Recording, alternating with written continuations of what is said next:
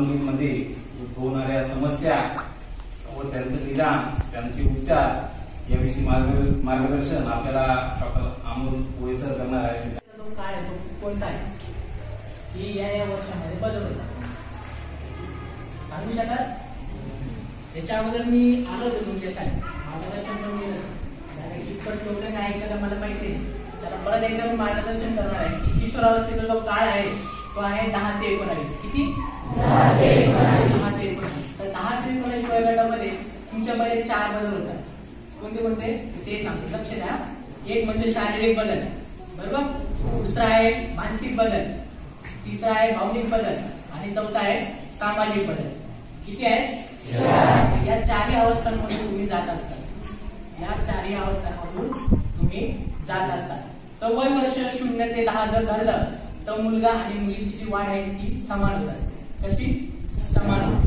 त्यानंतर 10व्या वर्षानंतर तुमच्यामध्ये एक मेंदूमध्ये पिट्युटरी नावाची ग्रंथी, कोणती? पिट्युटरी नावाची ग्रंथी.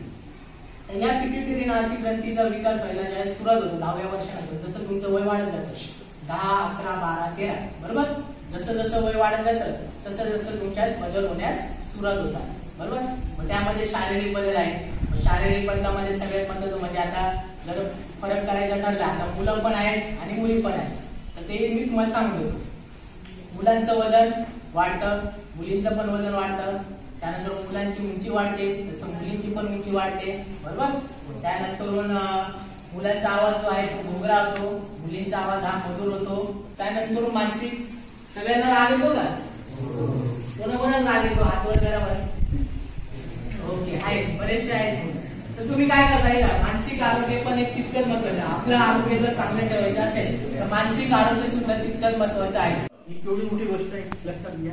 सर्वात पहिले पैसा, अडका, प्रॉपर्टी पेक्षा आरोग्य या गोष्टीवरती सर्वात जास्त महत्व.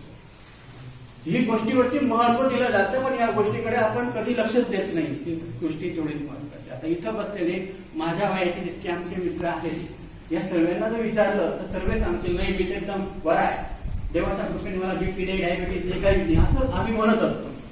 पण रिअल फॅक्ट आपण स्वतःबद्दल विचार केला तर आपल्यापैकी गेल्या 2 वर्षामध्ये कोणी बीपी चेक केलं, कोणी डायबिटीज चेक केलं, कोणी कोणत्या चाचण्या केल्यात का?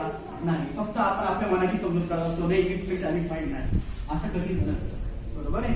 एक 40 नंतर गेल्यानंतर प्रत्येक व्यक्तीच्या आरोग्य स्वतःने सर्व तपासण्या करणं हे खूप गरजेचं असतं.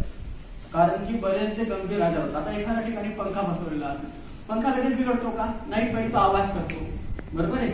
नंतर त्याचा स्पीड कमी जास्त होतो, मग तो एक दिवशी बंद पडून जातो. तसंच आपलं आरोग्यही असतं. आरोग्य एका दिवसात करत नाही. आरोग्य पहिले संकेत देत असतं. कोणतीही गोष्ट जर एखादी गाडी घेतली, सायकल घेतली, एकदम खराब होईल का? नाही ना. ती हळूहळू खराब होईल ना, त्याचा आवाज येईल, काय होणार नाही. त्या गाडीला प्रॉब्लेम होईल, नंतर मध्ये मध्ये बंद होईल, मग ती खराब होईल.